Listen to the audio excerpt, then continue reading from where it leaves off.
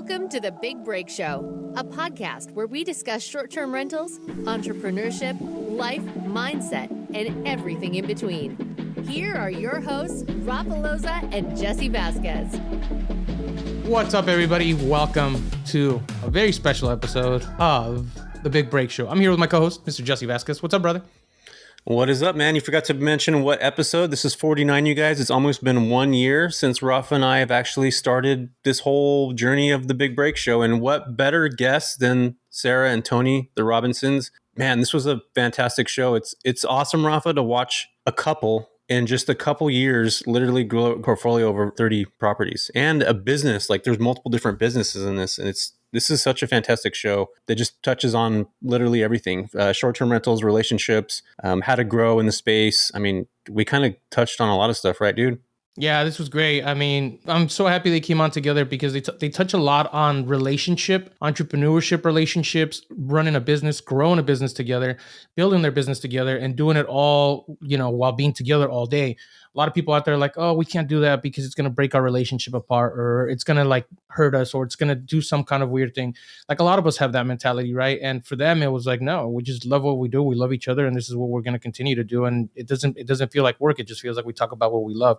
And so I'm excited for everybody to listen to it, because it's not just a regular short-term rental. Because I mean, obviously they're beasts in the short-term rental space, but it's more of like how they work together, and people can learn a lot from it, how you can take it and bring in your significant other to invest with you in short-term rentals or whatever aspect that you might want to invest in.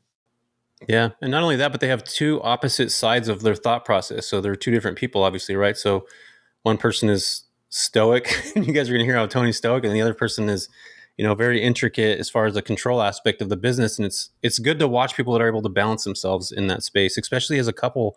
And they were together young, Rafa. They got together when they were 16 years old, high school sweethearts. And here they are today making shit happen. So it's awesome to watch. Yeah, I'm excited for you guys to listen to it. So hope you enjoy the show. Oh, and leave us a like if you like it. Tony, Sara, guys, thank you so much for coming on the show. I'm really excited to have you guys on here. I've been wanting to get you guys on forever. So I want everybody listening to kind of know who you guys are, your story, because I want to really touch in and get into your background about how you guys got started in investing, how you guys got started in short-term rentals, and how you guys both started working together and are making it work. So you guys mind giving a little bit of intro about yourselves? Yeah, awesome. Well, first, Rafa, Jesse, thank you guys for having us. Yeah, thank you guys. I'm a little offended that we got to episode 50 without getting invited. So. Hey, we're better late than never. Better late than never, man. We're happy to be here, man, and we're hoping we can share some good stuff for your audience, man. But my name is Tony J. Robinson. I'm Sara Robinson. And we are the Real Estate Robinsons. We got that down. But we're a husband and wife duo. We live in Southern California. Yeah. We invest in short-term rentals primarily. Do a little bit of house flipping as well. And man, we started this short-term rental journey back in 2020, right when COVID hit. And since then, we'll be at 30 units here by the end of the year, probably. So, Dang, 30, huh? The big 30. Yeah. Yes. Well, Tony, 30 houses, the new 20 houses, man. So you got to get 10 more to get up to that. That's true, man. I mean, we'll get into this, but we got some pretty ambitious goals for the future. But our 10-year target is that we want $1 billion worth of real estate by the end of 2032. So, when we talk about being overwhelmed and, I'm overwhelmed. Yeah. There's a lot that goes into that, but, we're trying to put the systems and the people and the processes in place so that we can continue to scale without crying every weekend. Yeah. And just building the business, man. But that's where we are. That's where we're headed. That's where we are. That's awesome. So you just talked about crying. Tony, I'm guessing you probably cry in the shower. Sara, you just cry in public. Is that how it works? I actually love a good cry in the shower. That's my place to cry. That's where Rafa cries too. But I was just telling you guys before we hit record, but I think our real estate journey has brought us together in so many different ways as a couple, even emotionally, because one thing I've learned about myself, we've never worked together. Usually that's not a very common thing where you're working with your spouse, but building this real estate business together, we now are coworkers, and we've learned how each of us handle different work situations emotionally, you know? So I think that's like a whole new layer that we've uncovered of one another as husband and wife, you know? And one thing I learned about myself, I guess, is that I do like break under pressure. I wouldn't say you break under pressure. I think you're more. I get overwhelmed fast, I think. Don't you think? I just think you're a little more expressive with your feelings in general. So I think when you do feel that bit of overwhelm, you're probably just a little faster to vocalize. But you're also like cool as a cucumber. You never react to anything. So literally, Tony is like emotionless. It's very weird. It's like serial killer vibes. Yeah. Oh, damn. I don't know about that. We're like the extreme opposites, you know? So like Tony just pulled out a knife, you guys. Tony just pulled out a knife, just so you guys know. When something happens in our business, right? Like let's say 5 out of, the 20 of our Airbnbs got, 3-star reviews. Like, I'm like, oh my God, what do we do? How do we handle this? And I feel the pressure of like, I need to fix this myself immediately, And Tony's like, what do we do? I mean, why are we going to freak out? Like, it is what it is. And let's keep it pushing, Yeah. So, I mean, so like here's my perspective on that, right? And this is just like a life thing for me, is that we don't have complete control over all of the things that happen to us, right? Like whether you get a really shitty guest for the day, whether the power goes out and you have no control over that, like whatever it is, there are always going to be things that happen both in business and in life that you have no control over. But the one thing you can always control is how you respond. And I take solace in knowing that. And it's like, okay, cool. We can't control this bad thing happen. Well, let's formulate a game plan around what we're going to do moving forward to rectify it. And if we can't rectify it, then that is what it is, right? Then we've exhausted everything that we can do. So I think a lot of my calm comes from knowing the things that I can control versus the things that I can't control. Yeah.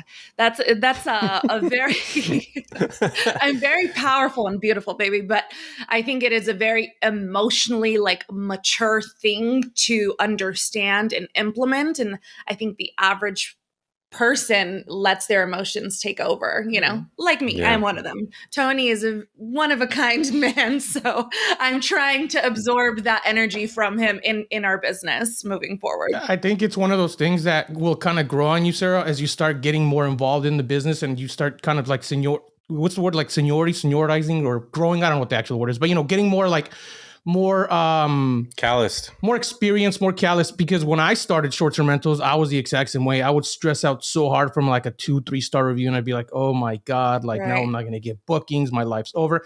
And now I'm like, okay, cool. I don't even read the review anymore. It's like, hey, can somebody read this for me, please? And let me know what we need to implement so that we never have this happen again. Because like, I don't want to waste 10 minutes of my life reading this like essay and then waste another 20 minutes stressing and then waste an hour solving it. Let's just have somebody read it from the team. Tell me what the issue is. What can we implement for it to fix and never have it to happen again? Right. And now because I started doing that, I'm like, okay, cool. Like it's really, like Tony says, I can control the way I feel about it. I can control the fact of, it's a bad review. It sucks. Life's terrible. It does affect the business, but ultimately let's just never let it happen again. And I think that comes with, not to say you're inexperienced, so don't take it that way. But what I'm saying is it comes with just having to deal with it over time and time again. You're kind of like, okay, now it's just constantly happening. I no longer care. I'm going to put it behind me. I mean, that's just my opinion. No, and I think, it comes from, you come from a W-2 world where you clock in and out, you do your job, you're cool, I'm getting paid, I'm fine, to now this is our business. Like the pressure of it succeeding is in our hands. So, I think you've just kind of been a boss, like the leader in many of your jobs previously. So it's a different mentality you have, and me, I was never such a high level in any job I had. So shifting over to, I'm the boss of this business. CEO mindset. It's a different mindset that that I'm learning to absorb. Yeah. Yeah. And like one of the things that you struggle with too, right, was just like giving up control of like the smaller things. Totally. It's like, if we want to get to $1 billion worth of real estate, we can't be replying to guests. Like that just doesn't scale. But I'm so good at it. But at the same time, it's like how much stress does that cause when you have 30 units you're trying to run and you're the only person doing it, right? I was like glued to my phone, you guys. I was the guest like communicator up until we hit 15 properties, I think. And for like my sister's bachelorette party in Vegas, the entire weekend she was annoyed with me because I literally was glued to my phone. So I finally let that go, but yeah, I'm learning. Yeah, this is all, but that's part of, that's what's been really cool about being business partners and a married couple is like, we've learned so much about each other in these 2 years. We've been together since we were 16. We're 31 now. So it felt like we knew everything about each other, but now starting this business together, we're learning so much more in different areas that we probably would have never learned if we didn't start a business together. I was just going to talk about, you guys are building a brand too, which is, it's not just you, it's, you got Tony as well. And you guys have to be like symbiotic in that sense because the brand is not just Tony, like, you know what I mean? So it's one thing when I still look at reviews. I still care about that. That's one of the one things that I do every single morning. You guys, like I have a 9:30 a.m. stand-up call with my team. Every cleaning review, every negative review, like I want to know what's actually still happening on that end. Those are the things that I actually truly care about. Yeah, we have a 9:30 a.m. It's literally like a 7-minute call. And I'll say, what's our prices? What are our prices looking like for the week? How much is our vacancy? What reviews have we got in the last 3 days? Who's checking out? Who's checking in? Like, I want to know that stuff still. Right now we have 24 properties, but I think that those conversations are understanding how my team gets how a CEO thinks. And at the end of the day, that's what the most difficult thing is, translating the goal of what you're trying to build to your team members. And I think if I'm not like sitting there kind of talking about it and saying, this is what I want to have happen, for some reason, they're not going to get that. And I want them to be able to see me too. Cause my team's not really, I have them in the Philippines. I have somebody in India, and I want to make sure that they can kind of grasp the way my thought process is over time. But yeah, that's every single morning, 5 days a week, we have a stand-up call. I love that. Isn't it so cool how like every operator runs their business so differently, Mm-hmm. I love hearing how other people do that. So cool. Thanks for sharing. Yeah. I think every morning, and I go, you're crazy, Jesse. Hell, I do that like once a week. That's way too much. Once a week call for our team too. Yeah. I care, man. I really do. No, I mean, I get it. You cry in the shower too then, huh? Oh, I just cried before we got on this call. Look at my shirt. It's all wet. I wiped my tears off. That's funny. Okay, so guys, I want to touch on the whole relationship side of things, because there's something that you said, Sarah, that I really liked was you guys were together forever, so you thought you knew each other for like pretty much every aspect of your lives, but then you get into business together, and it's a completely different world, completely different relationship, right? Aside from working together, like how has that affected you guys? How does that make you guys, like in terms of your relationship, if you guys don't mind going into that? Like, does it make it stronger? Does it put stress? Does it like help figure out like what like each is like your tension is, how far you can go, things like that? Can you guys mind talking about that for a bit? Yeah, I think all of the above, what you said. I mean, yeah, like in a traditional marriage, the spouse goes to work, both spouses go to different places of work, and they come home and they kind of talk about their day, and you might know the characters in your wife's life at work, and you might get a sense of the feeling of what their boss is like or their coworkers are like or the issues they have to deal with. But I think what's so unique about our situation is that since we're in it together, we see everything in a way that most spouses never get to see when their spouse goes to work, right? Like we are dealing with the same issues, right? Like we are working through those same challenges on a daily basis. So she doesn't have to describe her workplace to me or the challenges, because I'm there right by her side going through those things together. So I think there is a certain level of closeness or like connection that we have that a lot of spouses who don't work together aren't able to share in. Like, after a rough day or whatever happened in the Airbnb side of things, like if I need a drink, he understands why. And he's like, let's go get a drink, Yeah. But another thing I think that is really special about, being partners in all of this is that we have the same fire.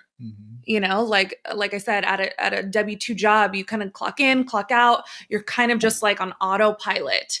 And like I said, we have the pressure of succeeding on the weight of our shoulders, so we have the same fire lit underneath us. And I think that even connects us even more.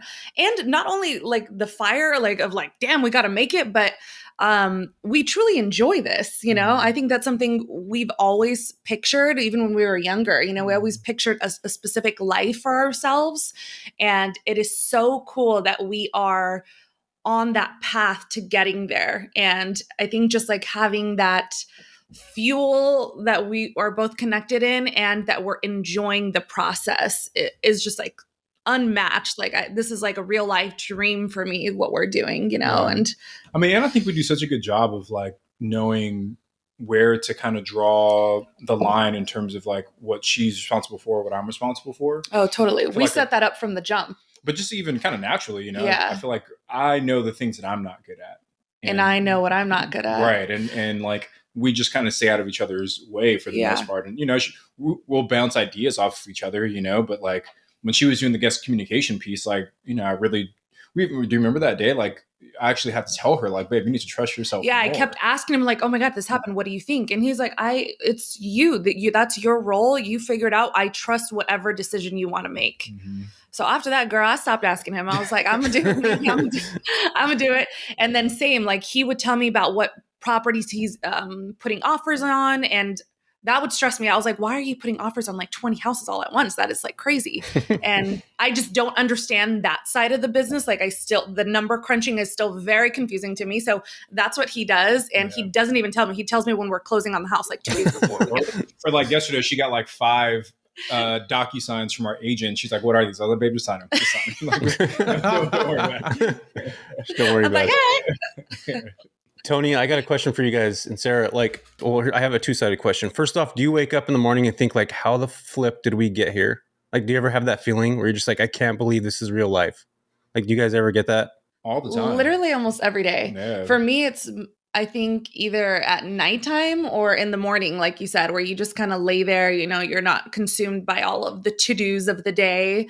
And we just are constantly overwhelmed with gratitude of where we are in life, and what, like, the position we are in is so overwhelmingly beautiful, I think. Yeah. But we are constantly feeling that. And, you know, for me, Jesse, it's also a double-edged sword for me. And I have to really be cognizant of the success that we've had and remind myself of that, because like not every, but like majority of entrepreneurs, I am, you know, chronically focused on what's next and the next goal, and how do we get to this next thing, and how do we build this bigger? How do we do this faster? How do we make this more efficient? And I'm so focused on looking forward that I have to, and this is where she's really good at balancing me out. It's like, okay, let's stop and pause and take a look back and see all the ground that we've covered in the last several years, right? So I always try and make sure I'm balancing this immense amount of gratitude that I have for the life that we've built with this immense amount of ambition that I have to keep building. Yeah, Tony's always thinking like 2 years ahead. You know, I'm like, can we just be in this moment and appreciate what we are doing? Like, give ourselves a round of applause for what we are doing now. Take a second and just like not think about work and appreciate like just life. You know, it's just like he's such a forward thinker that, I think without me, you would be like in outer space by now. Yeah. Yeah, we actually just talked about this on the show, because I feel the same way like Tony. Like, it's like you have these like goals and you're so like hyper focused, like tractor beams on whatever that goal is, that you forget to like be momentary and be present. Yeah. And it's just always, what's the next thing? You make that first 50K and you're like, awesome, this is great. Then you make 100 and you're like, okay, cool. Now I want to do 150. Then you want to do 200 a month.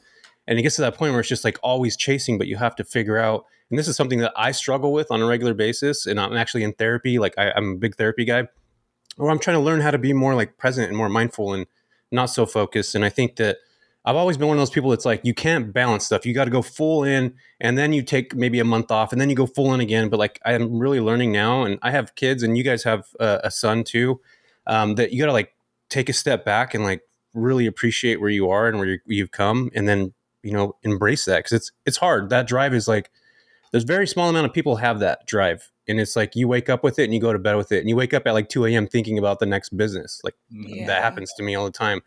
But yeah, that's a hard thing to manage. And, you know, honestly, and I've been having this discussion on a lot of different podcasts and real estate investors I've been speaking with about like where does that drive come from? And honestly, I think for me, it comes from a place of some of it is competitiveness. Like I think I'm just like competitive by nature, but I think a big part of it is fear.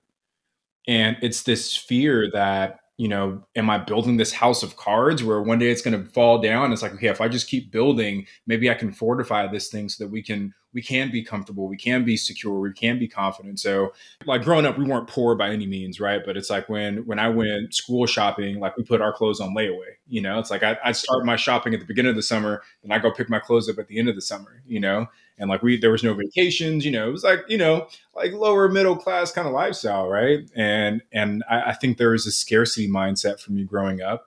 And even though I think I've broken past that scarcity mindset, I think that fear of falling back into that place is a big part of what kind of keeps me moving.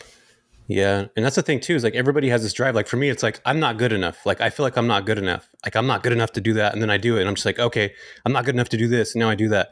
And it's like, Ed Milet says the same thing. He's like, I always feel like, when is somebody going to figure out that I'm not good enough at this? So he like keep pushing. Can I even talk today, you guys? Pushing himself to that next thing. Cause he's like, mentally, he doesn't feel like he's good enough. And I actually just heard Alex Hormozy talk about the same thing, like 3 traits of the most successful people. It's like, they'll have that like same thing, Tony, that you have. Something, that one thing where it's just like, I got to like stockpile almost like a squirrel, where you're storing everything for, winter. And that mindset stays with you as a kid, and it kind of matures as an adult. But I love that you guys have that, like, that balance, because a lot of people in business don't, especially with couples. So let's kind of transition more into that. Rafa, you want to go into that whole side of things before we start getting into a legit therapy session? Because I'm about to go for I was about to say, you guys need like a support group. We do. Yeah. If anybody out there has a support group, please let me know, because I want to join it. That's funny. So I actually do have a question for you guys, because to give you guys some background on this what I'm about to ask is, I recently got my girlfriend involved in short-term rentals. So she's all about it. She's all excited about it. And she's now helping with a lot of management side on my side of the business as well. And to touch on like when you guys said how it was like, okay, sometimes you guys are really good at separating who's good at what and who does what, and like get out of your way, right? We had a situation yesterday where she asked me a question, and I was like, yo, like, whatever you decide is the best, you figure it out. You make a mistake, you learn from it, and we'll move on. Otherwise, don't come ask me for the answer, right? So it's like, then I'll just solve it myself. So annoying. So I was like, okay. But anyway, I mean, I guess maybe. But, it's like, you're there, solve it, figure it out. So how did you guys, number one, figure out what was like your line to, hey, you figure this side out from here, I'll figure this side out from here? Did you guys literally sit down and go, this is what we're doing? Or was it just something as you guys were going, you just kind of started saying, I don't want to do this, can you handle it? How did that come about? I think just like naturally in our relationship, just like in life, even outside of business, like we just naturally kind of I'm a very creative person. Yeah. So the design, I've always worked in customer service. So like dealing with the guests, dealing with the setup of the properties, like that is just like naturally what I enjoy, what I am good at, what I've experienced in. Tony led, big companies with big teams, had systems and processes, is like a math genius. So all of that relates to short-term rentals he handled. So it wasn't even like a discussion. It was just like, okay, cool. I'm going to go very do natural. this. Yeah. Okay, cool. I'm going to go do that. And, we just. But outside of that, we did have a meeting. So Omid, our business partner, who you guys know, it's the 3 of us who started this business together.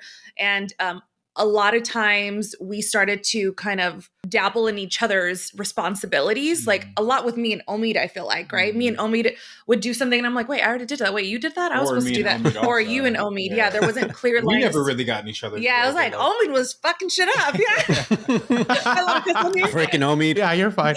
But anyway, so we all sat down as a team once we noticed these lines were kind of blurred, and we had like a super long all day meeting and clearly identified our roles and created an org chart.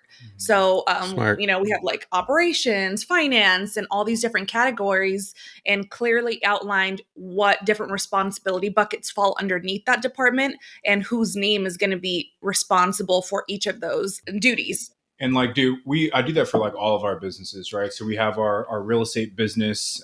We have like our events and our coaching business. Like any business that we set up, like one of the first things I'll do is create an org chart. Yeah. And as I identify different positions that we eventually need to fill, I'll put it on the org chart. Even if there's no name in there today, I'll still put it on there. So like, for example, we just launched our coaching program. And one of the things I'm realizing that we'll need down the road is a customer success manager, like someone who like once someone signs in for the program, they're there to like check in with them, onboard them, make sure that they can answer all their questions. They're like keeping track of the students who have like had success in those case studies. And like, I'm like, man, that's something that we need. We don't have that person today, but they're on the org chart for that business already, So for everyone that's listening, even if you're just a business of one, I think building out that org chart is exceptionally valuable because A, it forces you to think like a CEO and not just like an investor. Right. And then B, as you start to scale, it becomes easier to identify what duties you should start offloading first because you've already built out that structure. So can you touch on the org chart a little bit? Because I feel like a lot of our listeners are like starting off and they're kind of new into investing. Can you explain a little bit of how you structure it, where you got the idea from, how it came about? Can you just touch a little bit more into detail about it? Yeah, no, for sure. It's like org chart is just exactly what you think of like in the corporate world, right? Where it's like, hey, here's the person up top, here are the different departments, here's everything's connected. Again, I came from a corporate background. I was a senior manager in a big company, and like that was just like the way that my brain worked, right? Like it was always about like what holes do I need to plug in this org chart as our company scale. So when I came into this business, it was just like a natural reaction for me to kind of build that out. And then I actually read a book. It was called The E-Myth by Michael Gerber. And in that book, he also recommended like building an org chart for your own business. So with my experience in the W-2 world, plus kind of getting validated from this book that I read, I was like, okay, cool, we need to do it for ourselves. So in our real estate company right now, we have our operations department. And within that department, we have 4 people right now. We have our acquisitions department. Right now, that's really just one guy.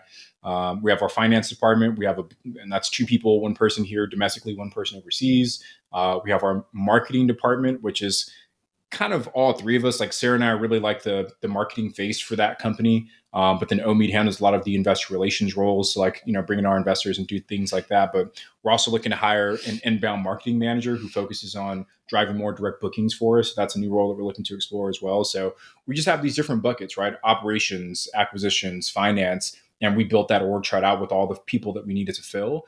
And again, when we first started, it was my name, Sarah's name, or Omid's name in every single one of those buckets. Yeah. And only now, as the business has grown, have we started taking our names out and then plugging other people into it. So very valid that I was overwhelmed and crying every weekend, right? With my name in all these buckets. It becomes a thing where you don't have a choice anymore. It's just you guys are getting too large, and it's going to be even more overwhelming. It's like filling up the bucket never ends, right? It's just overflowing and overflowing and overflowing. You need to figure out who's the next bucket so that some of that can flow into that place. I was just going to say, Raf, I think like an important point too, like is, and again, this goes back to being a business owner versus being an investor. Because if you're just an investor, you can try and do all those things yourself. Right? Because your goal is just to get a return on the capital that you've invested. But if you are trying to build an actual business, right, you have to set aside money for people. And that's a big part of what we've done as we've scaled our business. Like, dude, we didn't take a dime out of our business until we had 13 listings. So from listing 0 to 12, all of that was going back into reinvesting into the properties, into the next property, into people, into like whatever it was. And we continue to do as it stands today, we take a very small percent of our revenue as like personal income, and we dump more of that back into the business to continue to hire people. Because again, our goal isn't just to have 30 properties, right? We are like 1/100th of the way towards our goal of getting to $1 billion, right? So it's like we need to continue to reinvest to build that infrastructure so we can get to that goal down the road. So can I ask you a question? I want to keep talking about the relationship side of things really quick. But I want to ask you a question really quick. Your goal for the $1 billion in real estate, how does that look in terms of your portfolio and your vision? Are you talking a ton of multifamily hotels, a lot still more vacation rentals? Like, what do you guys have in mind? It'll be a mix for sure, right? I think getting to $1 billion of just like all single family homes would be difficult. Yeah, take forever. So I think we'll definitely have to start incorporating some more commercial assets. We do want to start purchasing motels and boutique hotels, things of that nature. Probably eventually get into some multifamily and some of those asset classes, and also some ground up development, right? Like I think where Airbnb is going, if we can start building out more of these unique spaces and kind of this commercial space, almost like an auto camp, but with a different kind of structure. I think that's how we really get to that goal. I just saw somebody who did it was like a whole ground up where they're doing these little cabins out in Tennessee. They're not even cabins. They're like little studios, but they're all glass. Have you seen those? No. No. And they Yeah. built them from the ground up, and I was like, wow, these things are insane. Really nice. I was like, I'm totally gonna do Yeah, this. they're called OODs, Rafa. Go look it up. Everybody listening to this, Google OOD Homes. It's a Swedish company that just came to the US. It's like literally a glass house. So you could see, Wow, it looks like a that's so mirror from the cool. outside. And then if you look at it, Whoa. you see it? We just Googled it. Looks so cool. Freaking Oh awesome, yeah, huh? yeah, those are it. Yeah, you're it. Right. Like the invisible house in Joshua Tree. That's wild. Wow. Same You never thing. seen Yeah, that same. before? Oh my gosh, that is so crazy. It literally just looks like there's invisible. Yeah, super freaking awesome. Wow, that is Our friend Ellie used to. Does she still manage that, Jesse? She still manages that, yeah. Yeah, she still manages it. The Joshua Tree house. So let me ask you. Let me bring it back to you guys' relationships, if you guys don't mind, because this is cool. Like this is very helpful. So does it get to a point where it just becomes boring in your day, where you guys kind of have nothing to talk about because it's just like all day is STRs and Airbnb and it's like work, or is it just like you guys segment your time in the day where it's like, all right, after 7 p.m., don't talk to me about work anymore, type of thing? Like, how does that work for you guys? I don't know. Because that's the thing.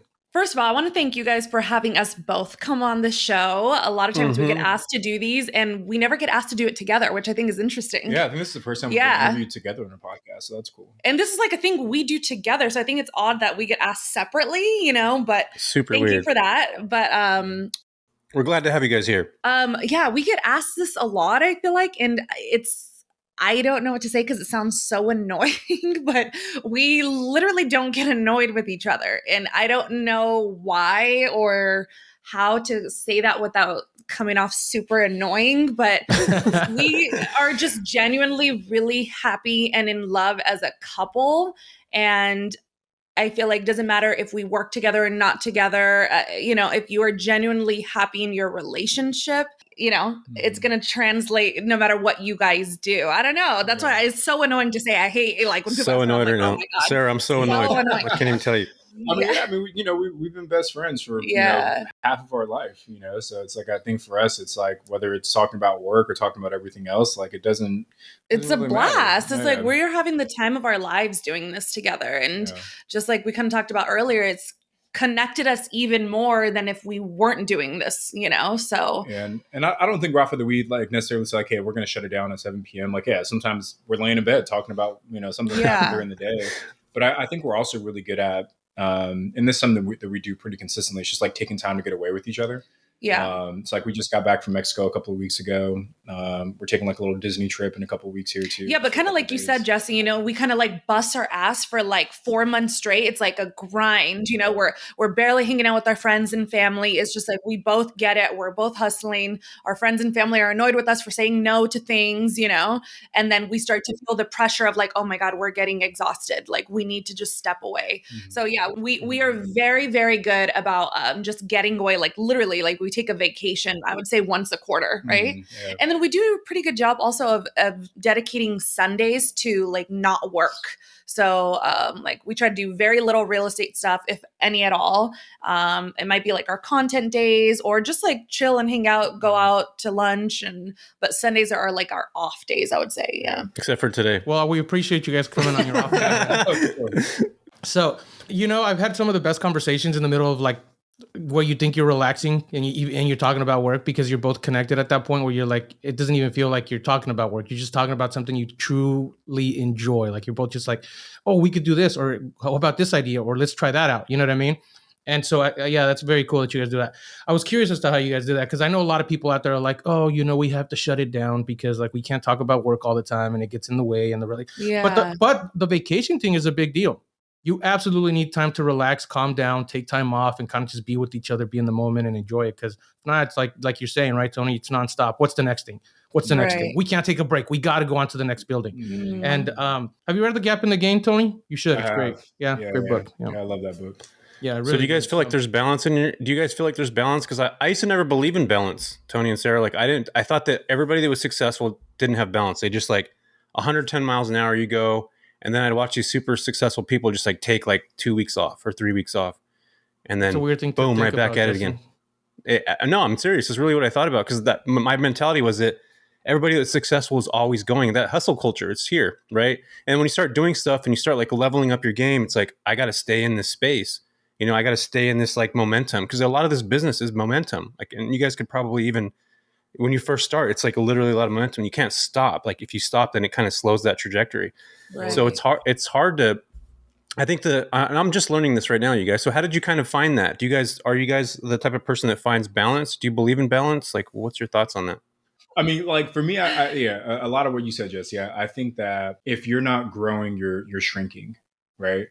Like even if you're staying stagnant, like I think that is a form of moving backwards, right? Because if you're staying the same and the other people around you are getting bigger, they're growing, you by comparison are getting smaller, right? Even if you're staying the same, right? So I do think that it's always in the back of my mind that we need to continue to grow. So I think that's one thing that's kind of circling there. But like the other piece of that, and I tell this to Sarah all the time, is like I want to get to the point where for each one of the businesses that we operate, we spend no more than 90 minutes each week on that business. And that's the goal that I have. That's what I want us to be able to move towards. So that way we can continue to allow those businesses to scale, but that our time involvement continues to decrease. Yeah. Right. Are we there yet? Not even close. Right. We're slowly starting to, I think, get to that point with the real estate business where we're at least like the actual operation of the Airbnbs. We're like that. I think we've gotten that down pretty well. But like the acquisition side, the setup side, the rehab side, our events and our coaching business, like those are the other things that we're still trying to kind of figure out that balance with. We're launching a cleaning company. We have different things we're working on, right? So it's like my goal is no more than 90 minutes per business venture each week. But yeah, we are not balanced right now. Anyway. We're trying to figure it out, Jesse. I think that's just like a learning curve. There's going to be a lot of growing pains, a lot of hiccups along the way, a lot of mistakes, a lot of money lost, I think. But that's the end goal, is to have that balanced life, and we'll do everything in our power to be intentional and mindful with all the steps to get there. Yeah. And, you know, like you guys think of so many people who venture into entrepreneurship and real estate investing. What's one of the big reasons they say that they want to do this? Like Jesse, Rafa, what do you guys like? What's the big reason that you guys hear people say, I want to be a real estate investor? Because they want to be free. Their time. Freedom, right? Freedom of time, right? And that's a big thing for us too, right? Freedom of time.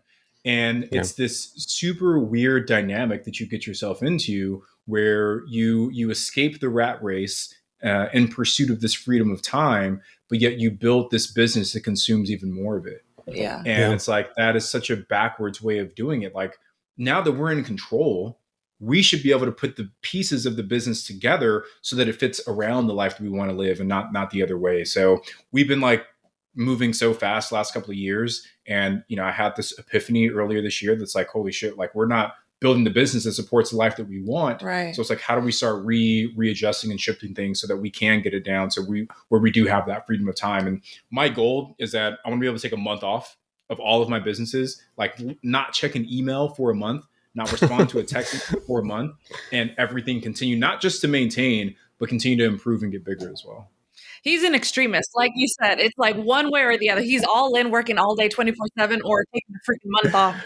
You know, I was going to say, Tony, you're going to go to the Bermuda Triangle. You don't have cell service and nobody's going to see you for a month. And you're going to end up back somewhere like here. Yeah. Dude, I can't even think about that. Like, I try to do that where I'm just like, I'm not going to touch my phone today at all. Like, I'm not going to do that. And then I'll hear like a ding, and then I'll put my phone on silent. And then I'll go to it and I'll flip up just like I did right now. And then holy smokes, there's everything. And I'm just like, look at this, you guys. Like, how am I going to not do this? Bro, that's giving me anxiety right now, just looking at your phone. I turned off all the notifications. I get no notifications on my phone because of that.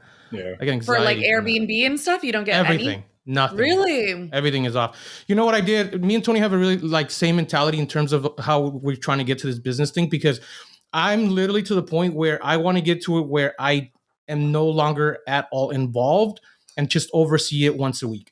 And so anytime something requires me to be there that says, hey, Rafa, you had to go and handle this, I literally sit down and go, okay, what can I implement so that I never have to do this again? Totally. And then I go, who can I give it to? All right, let me wrap it up. Let me put it in a Loom video. Let me put in clear instructions. And here you go. Please, from now on, you do this. Don't call me about it ever again. Because I want to get to this point where it's like, no, I'm serious. I getting, dude, like I have calendar notification. That's all I got. One calendar and my dog mocking me. Jealous. You know, I'm jealous. it's like, that's it. Because no, dude, like it used to be like nonstop. Like Sarah you get anxiety. Like I get anxiety. I'm just like, oh my God, like I don't want my phone blowing up nonstop. Ding, ding, ding, ding, ding. I'm like, dude, it used to be dinners. It used to be like at the bar. It used to be like watching the game, you know, going off. So it became a thing where it was like literally like I'm obsessed with how can I delegate this, whatever it is that required me to be here today. Like literally that for every detail. And I got to get to that point because again, yeah, we're growing a business. We're working on our business. We're not in the trenches anymore. We're not down there digging the holes, right? We're telling people where to dig the holes. We're telling people which direction to dig, how to go, right? How deep to dig, all that fun stuff. That's fun. That's the fun part of it.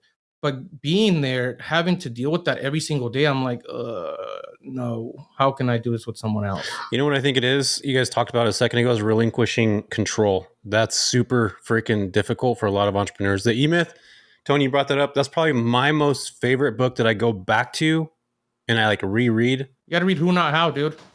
I know I need to check that one out because it'll literally break down like how to remove yourself. And then the author is super simple when he talks about, he has like the woman in a bakery, like she's in her shop every day. She works from freaking 5 a.m. to, 10 p.m. at night. And she's like, she's always grinding. And they break it down in such a way that you actually truly become, an owner, not an operator, right? That's the goal. And I think that takes time and that control aspect. Like I have a huge control. Like I just like to be in control of a lot of things, which is why I hate flying because I'm not a pilot. And I'm just like, that pilot's probably drinking. I don't know what the hell that guy's been doing. But so like you guys get why I'm in therapy now, right? So it's like, I don't know, man, it's difficult to let go of that control. But once you get the right people, I think that's the most important thing. You're going to go through people in a business. And I think I'm to this space right now. I'm firing fast and I'm hiring slow. Like I'm waiting for the right people. I'm not just plugging a hole anymore like I did for the first year. And that's a difficult kind of mindset. Yeah, the hire slow and fire fast. Like I've literally told Sarah that so many times this year. I had issues with that too. Yeah, like we hired our first assistant this year, and it was just it was a necessary thing that we wanted, and we hired someone here local. She was an amazing woman, incredibly sweet, incredibly driven, but from a skill set perspective, she didn't quite have what we needed. And, I almost immediately said, this isn't going to work. We need to let her go. And I think within like 3 weeks of her being on the job, we let her go, Yeah. And I didn't even take my own advice, Jesse, because we hired a replacement and it was someone that I worked with before. So I felt like, maybe we can kind of skip the usual gauntlet that I put people through when I hire them.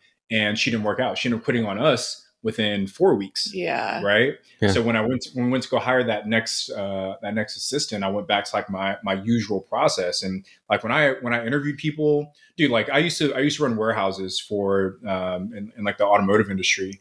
And, these are like entry level workers. And I would put them through a gauntlet for interviewing, right? Like they had to fill out an application. They had an email screen. They had a phone screen. Then they had to come in for an in-person interview, right? And we're talking about very blue collar entry level work, where a lot of the guys who were hiring were like 20 years old, right? They had never been through that kind of interview process before. So for us, like now when we hire someone, they have to fill out an application, and the automatic response from the application is like at least like 2 or 3 questions. Like, hey, answer these questions. You have 24 hours. And then that's going to cut out a bunch of people. I found this amazing website called Vervo, Vervo. Anyone that's hiring, highly recommend that website. It includes, it's a survey-based interview where they have to fill out questions, written, audio, and video. So you can actually see people recording responses to certain answers. And I tell them, hey, you got 48 hours to finish the survey assessment, right? And then I'll interview them on Zoom. So it's like, there's these steps to it. So when you say, hire slow, fire fast, like dude, that one decision alone will save you so much time, because hiring the wrong person, investing weeks and months into training them only to fire them later, such a waste of time. And frustrating. You feel like defeated. It's like, oh my God, I thought I made the right decision. I thought I was listening to my gut. I thought you'd be the perfect person, and it failed, Draining. Yeah. You know what? You can usually tell like right away though. You hire them, you're just like excited. All of a sudden you're just like, I know this person's not going to work, but I'm going to give them another week. And then that week goes by and you're like, all right, I talked to them about these 3 things. I'm going to give them another week. And then before you know it, you're like on week 4 and you're just like, I don't see this happening. And then we're all humans. Like we have empathy, right? Like we care about people, and That's part of what makes a good, successful culture in a business. So it's like, it's hard to let go of that, of like, hey, we got to let you go. But at the end of the day, like, we have to be very intentional about the people we bring on that can handle what we're going to do, because those people are the building blocks of our foundation of our business. In fact, they're going to be driving this, just like you guys mentioned, taking your step out. Those folks are going to be the people that are driving your business. So you have to spend the time, go through the process, learn about them, obviously, right? And then hire the right people. Because I think, like myself as being, and I talked to Raf about this, like I would just hire people, like just, this person doesn't work, I'm going to bring somebody else in. And then before I knew it, I went through 4 freaking assistants, and it was 2 months, and I'm just like continuing to do the same thing over and over again. Your wheels. Yeah. And you just can't build a business like that. You got to be super intentional. You got to make sure the person understands the vision, that they want to grow in the company, that they get it, and that they have the skill set from the very beginning. You know what I mean? Or you could train them into it. But, for me, it's just like, if you're hiring a high level person, they got to have those high level skills. Yeah, no, let's talk about short-term rentals a little bit, because we have about 10 minutes left. Let's talk about short-term rentals. So, I mean, you guys are obviously crushing it, right? Which is awesome how far you have gone in the amount of time you guys have been into this. Like, no joke, it's amazing. I want you guys to touch a little bit on that. What's the biggest hardships you guys have like had to overcome, aside from, like, we've talked a lot about like delegating and hiring people. So don't put that as one of your hardships. Like, I want something that's like really like, you're like, man, you never thought you were going to get past, or was it something that you've been through so far in short-term rentals? Yeah, that is a really good question, man. I mean, again, I think we do such a good job of rolling with the punches that it's hard to like pinpoint one thing.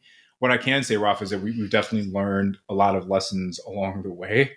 A big part of our growth has been around leveraging real estate partnerships, and we've kind of learned what it is we look for in a potential partner and what we don't want from a potential partner.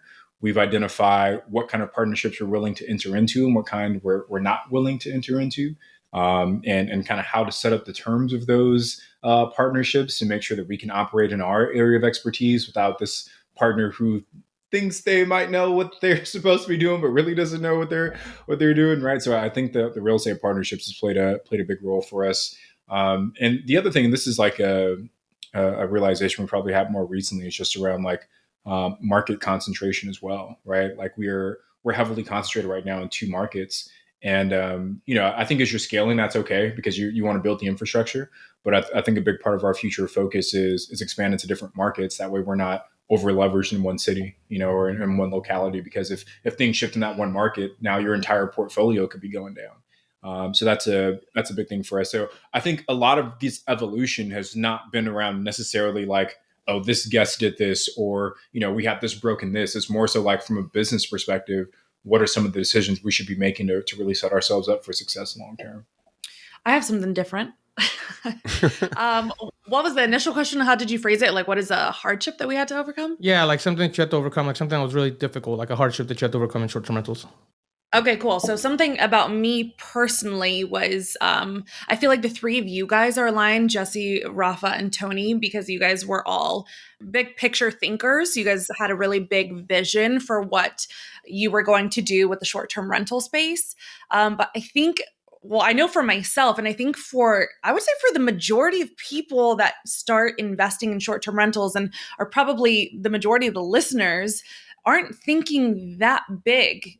You think, I just want to get a property. I want an Airbnb. I want to be an investor. I want 1 to 3 units, and that's it, So I think one of the biggest hurdles I had to get over personally is to believe in myself that I can do more.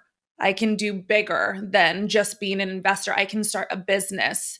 I can be the CEO. And I think a lot of people don't think of the Airbnb space as becoming like a true business venture. It's just like a couple doors, but like when we first started, I thought we were just getting that first one in Tennessee, like just 1 unit. And then Tony's like, no, our goal is $1 billion in 2 years. $1 billion. I'm like, what? I didn't even know that was a thing, So I think the 3 of you guys are unique in that way, where you guys did have that idea from the jump. But I think a lot of people, you don't even realize your potential and what you can really do in this space. So I've had to learn how to think bigger and believe in myself that this is doable. I can do this. Yeah. You know what, Sarah? I think a lot of people have that mindset, but also this show is called The Big Break because literally this is how I was in business my whole life. I never thought of myself as a business owner. Like short-term rentals are so easy to get into that was my big break, is like realizing I can create a little business. It's just one property that's a business, but then having that's how easy it is to start a business. And in my brain, I always worked for these big corporate companies. I made a ton of money. I had golden handcuffs, probably just like you did, Tony. In a lot of ways, I'm like, I'm never going to leave here. I'm making $15K a month. This is awesome. Like, I will never want to leave this. Then I started my own short-term rental or midterm rental, and I started making, quarter of or half of what I was making at my job. And I'm just like, holy crap, I can actually turn this into something. So that's where this form, The Big Break, came from, where it's just like, somebody could have something so small that can eventually be one unit, but then you got to think big. And you're right. Like that's once you start doing this, and Sarah, you probably have it now. It's like that light bulb flip, and you're just like, holy crap, Right. we can be $1 billion company. Like something one day you woke up and you're just like, I get it now. Like that's how it happens. Well, that's freaking we awesome. literally just started going to we love all things fitness, especially Tony. He's like a bodybuilder competitor. Yeah. But anyways, we just started going with a new trainer, and even in the midst of being so overwhelmed with all the things we listed in our media, our brand, our real estate stuff, we walked into this new training session. I'm like looking around, and I'm like, what if we start a gym company? Like, I'm just now have that mindset where I feel like I just believe in myself, and like I've released myself from that limiting belief I once had. Yeah, you can do anything. And and I tell my kids that, I'm like, you guys, you can literally do anything you want. Like, I'm not kidding. Like, you have to freaking believe it first. And you need to read How to Win Friends and Influence People like 50 billion times, because I think that's the most important book on the planet Earth. But like, literally anybody could do anything. And I sound like my parents when I was a kid, you guys. They would tell me that you can do anything you want. I'm like, bullshit. These guys are just freaking, whatever. But I really do believe it now. And I think that you have to take these little tiny steps and build that confidence to finally like get that and understand that. And it's something inside of you, like that you get over time through failing and learning. So I'm glad you brought that up. That's a good one. Tony, you're working on. Let me see those guns, man. Let me see what you got going right now. Let's see that bicep. It's off season right now, so I've seen him when he's working out, dude. He's strict as hell. The new year. Yeah. Oh man, Tony's got a tortilla belly right now, or what? Come on, Tony. Is that what the off season is? Yeah. No, I'm looking to do another show. I was just telling her last night that they released a schedule for next year, so sometime in spring next year we'll get back at it. I got a question for that. Does Tony get all crazy when he's not eating, like for a couple days to get ready for a show? Not even for a show. I always say Tony is like, he gets hangry if he doesn't eat every like 3.5 hours. It's a real thing. Yeah. So I got to keep him fed. Yeah. I feel you on that, man. You got to carry a protein shake with you everywhere and just shake it up. There's your drink. I feel like I had asked you guys that before too. That's funny about if he gets angry. Because remember when we met up that first time and you were drinking nothing but water with your big jug, and I was like, dude, like, how do you do this? And I was like, you get angry when you don't eat? And she's like, yeah, he gets super angry. I was like, okay, that's funny. Did you guys watch that serial killer thing where that lady's a bodybuilder and she it's on Netflix? I just saw that, but we haven't like actually watched it, like Killer Sally or something. Yeah, like dude, you guys got to watch that. I want to watch it. Is it good? I just started it last night. It's super good. And now that Sarah talked about Tony being a serial killer and working out, so now it's like all kind of coming together. I'm just kidding, you guys. Oh, dude. Okay, actually, I remember now. How is it that you guys get along? So, okay, I don't know. Maybe just from perspective. Okay, so correct me if I'm wrong, but you guys are like polar opposites. Tony, you're like quiet, you're like calm, and Sarah, you're like loud and you're like happy, and like, not that you're not happy, Tony, but like, you're like completely different. Like, no, because like we've hung out. And like Sarah's like, shots, let's hang out, let's do this. And Tony's like, yeah, in the back, kind of like quiet and calm. Like you guys are like, in my eyes, like polar opposites. Like, how does that work out? Can I ask? Is that cool to ask? I don't know. I don't know. I think personally that's what I'm attracted to. Like we were watching Love is Blind the other day. Do you guys watch that or no? Yeah. And one of the contestants, one of the contestants was just super like loud. It was a man. He was like very loud and I guess kind of like me, like what she described. And I was like, I looked at Tony, I was like, I would die before I ever like chose a man like that. I don't know why. That's just like, I am that person. So being with someone else that is equally like that, like that is so unattractive to me. So I think that, like you said, it's just like we're polar opposites. And I find his calmness and collectiveness very attractive. And I think it's because I am not those people. And those like characteristics, and he is, it's like very complimentary, so like when I feel like chaotic and crazy, literally just like being in his calming presence like brings me back to earth. And I feel like Tony's just like always so calm and collective. That is collective the right word?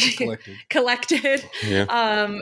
He needs a little spice in his life sometimes, Yeah. It can get real boring. I think he's just like, we'll always focus on work and always thinking about, 3 years ahead. And I have to like shake him and be like, let's have some fun. Let's, do something crazy. So I don't know. I think we balance each other in that way. I mean, I think like personality wise, like, we're definitely on opposite ends of the spectrum.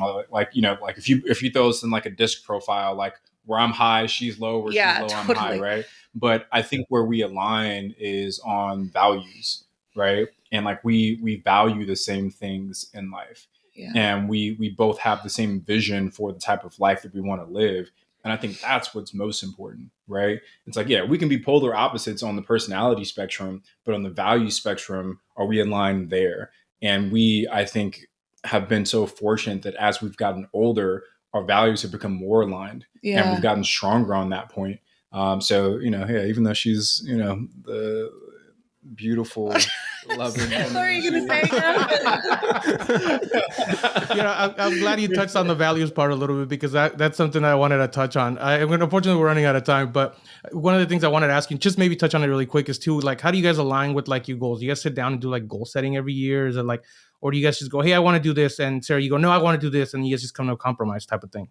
It's so funny, Ralph. We actually just had a conversation. It was like 2 days ago, right? Where we want to like book a cabin before the year's up to go plan next year out. Like just him and I, we have so many things going on and so many ideas, like this random gym, and I want to open a restaurant, and I'm like, we need to really nail down what we want our life to look like, and what are we willing to put our time into for this next year, where we're not totally consumed with work, But I'd say historically, a lot of it has been me kind of throwing out these crazy ideas and then her trusting me enough to kind of go along with it. And honestly, Ralph, I think that's a big part of the reason like why we work so well together, because there is an immense amount of trust, especially like from her to me, in terms of like, what direction should we take our life in? And, like I've shared this story before, but I'll never forget. It's when I got fired from my job. Right. This was 2 days before Christmas. She wasn't working. Like I was the breadwinner for our family at that time. She had just started the Airbnb stuff. And I got fired. I was literally sitting at this desk that I'm sitting at right now. And after that conversation, I walk into the bedroom where she's at. I was like, hey, babe, like I just lost my job. And do you remember what you said? No. She was like, I don't care what's going to happen. I know you're going to figure it out, and I trust you. And it's like, to hear that from your wife, and what is, for many men, probably the lowest point that they'll feel as an adult, like to hear that I trust you in a moment like that, like that's why we work so well together, because she has that confidence in me. I was 2 seconds away from crying. I'm about to cry right now. I don't remember that, but I love that it had such an impact in that moment for you, That's cool. I love that. Yeah, that's freaking awesome. Cool. Man, we can go on forever, because I'm really like, first of all, I appreciate both of you coming on, because I was like, I mean, I've known both of you from when I first met you guys. It's not like, I mean, I met Tony when we like talked back in the day in Clubhouse and stuff like that, but like in person, I met both of you together. So of course I had to have you guys both on the show, right? And you guys do both things together. So I appreciate you guys coming on and talking about it and being open about it and everything else. So I want to transition to our segment here at the end, where we ask, being that this is called The Big Break Show, on our big break in life. What was your guys? And I want an answer from each of you individually, or do one together, whatever you guys want. But what was your big break that got you guys? Individual is fine. But like, what was your big break, right? From old Tony, old Sarah, new Tony, or old Real Estate Robinson besties to new Real Estate Robinson besties? Like, what was it? Do you guys have one? Honestly, I think my big break was getting fired.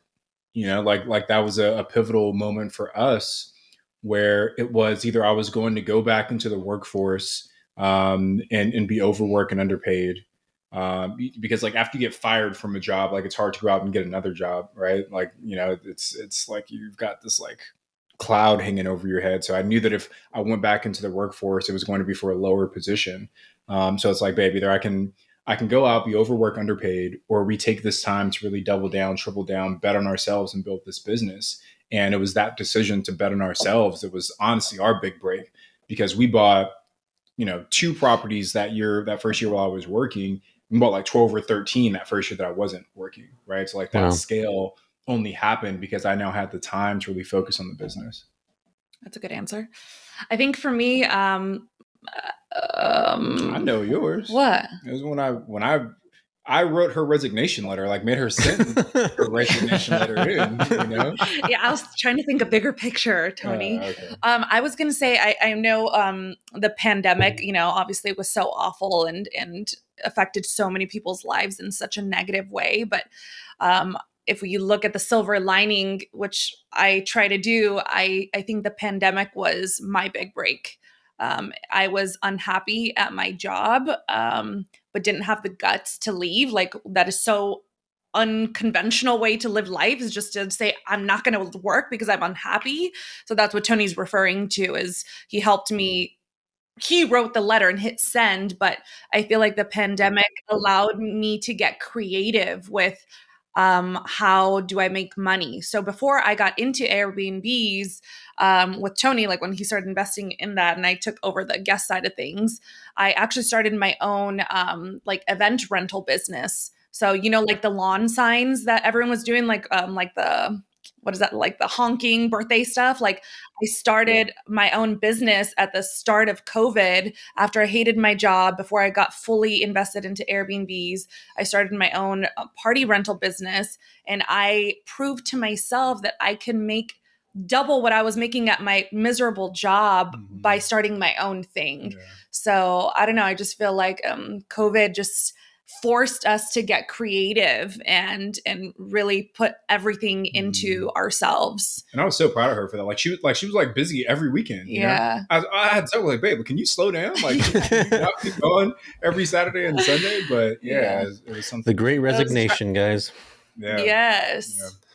Yeah, it propelled so many people to think outside of what was ordinary. It was the 9-to-5 job. And I think COVID devastated a lot of families and stuff, but I think in the workforce and in the trajectory that people can work remotely now, like, I think that's such a saving grace, if you want to say it, for a lot of things, or the silver lining, because it propelled where we were going to be in 10 to 15 years, like, immediately.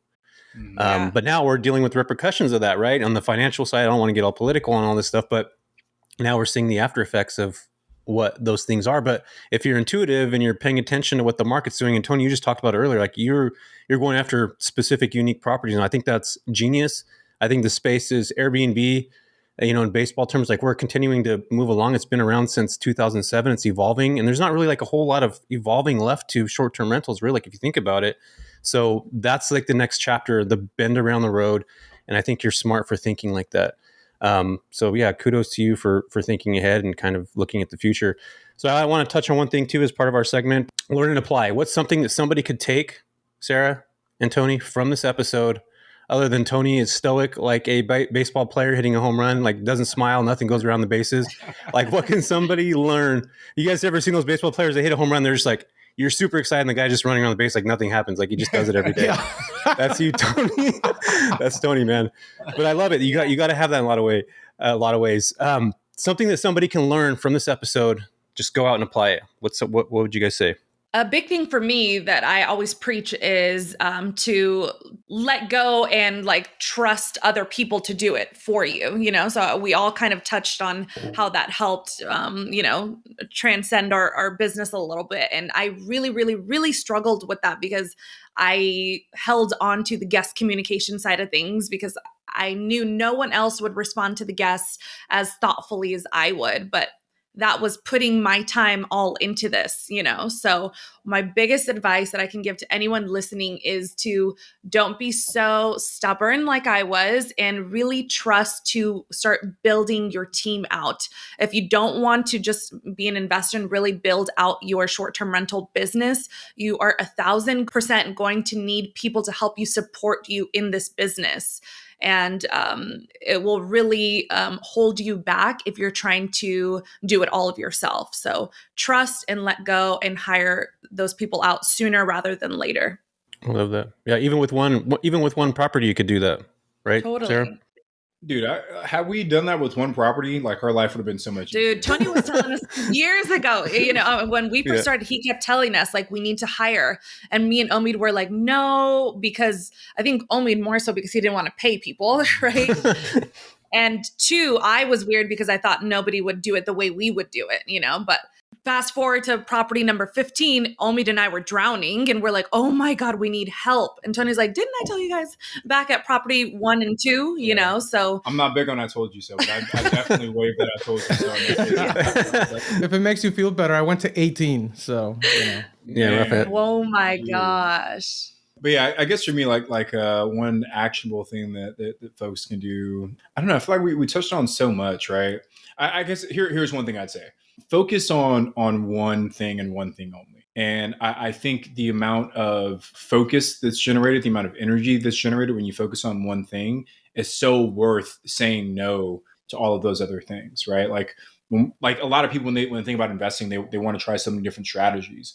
And for us, you think about us, like even within the world of short-term rentals, or vacation rentals, there's midterm rentals, there's arbitrage, there's co-hosting, there's owned, right? Like pick one strategy and get really, really good at that one thing, because each one is going to have its own nuances. Each one is going to have its own kind of way you need to make that thing successful. And I think the more reps you can get with that one niche, with that one strategy, the better you'll become, the faster you'll scale, the more success you'll have. that's really good advice. Not gonna lie, that was great. Yeah, there's so many things and people go in 40 different directions, and you end up not doing any of it because you learned the starting steps of 40 different things, and then you don't know what the next step is to get to that next level to get going. So cool. Appreciate you guys. Yeah. Well, there it is, folks. Sarah and Tony doing it all. We learned about how stoic Tony is. We learned that Sarah cries in the shower. I mean, you guys, we discovered it all. No, you know what, you guys, I really love that.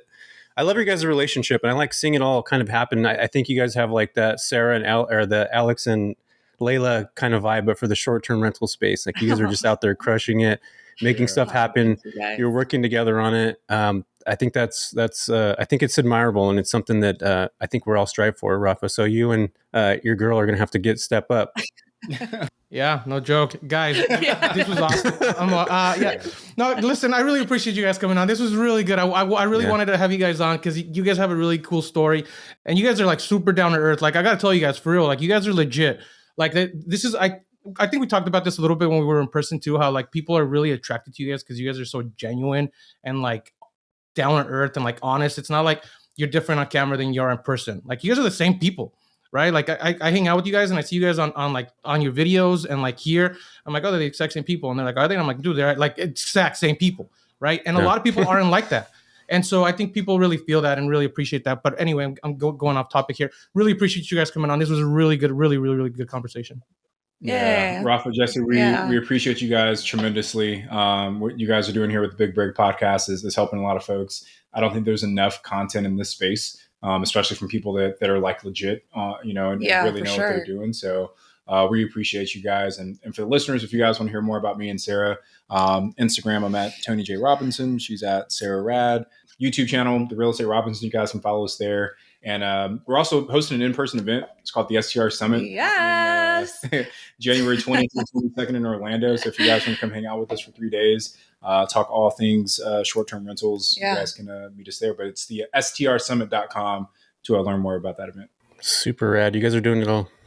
The last one was great, guys. The last one was great. I made a ton of great relationships, by the way, which I got to tell you guys about. There's some really good stuff there. But anyway, thank you guys for coming on. So, yeah. We appreciate you guys. Yeah, we'll put everything in the show notes. You guys, thank you for being here. We appreciate you guys so much. Yeah, awesome, guys. Thank you. Thank you, guys. This was fun.